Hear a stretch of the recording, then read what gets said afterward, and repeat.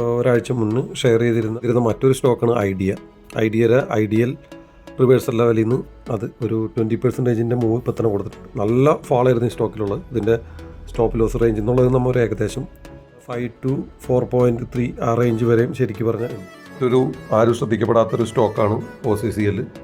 അത് നമ്മൾ റിവേഴ്സൽ പോയിന്റിൽ നിന്ന് ഓൾറെഡി 17% ഗെയിൻ നൽകിയതിന് ശേഷം വീണ്ടും ഫസ്റ്റ് റിവേഴ്സൽ പോയിന്റിനെ ബ്രേക്ക് ചെയ്ത് താഴെയാണ് ട്രേഡ് ചെയ്യുന്നത്. അതിന് മുകളിൽ സസ്റ്റെയിൻ ചെയ്യുകയാണെങ്കിൽ നമുക്ക് അപ്പർ ലെവലും താഴേക്ക് വരണമെങ്കിൽ കൗണ്ടിൽ കിട്ടാനുള്ള ചാൻസും നമുക്ക് തള്ളിക്കളയാൻ പറ്റില്ല. വാച്ച് ലിസ്റ്റിൽ അത് ഇടാവുന്നതാണ്.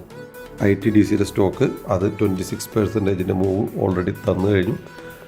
നമ്മുടെ റിവേഴ്സൽ സ്ട്രാറ്റജിയുടെ ബ്യൂട്ടി എന്ന് പറയുന്നത് തന്നെ നമ്മുടെ റിസ്ക് ലിമിറ്റഡ് ആയിരിക്കും.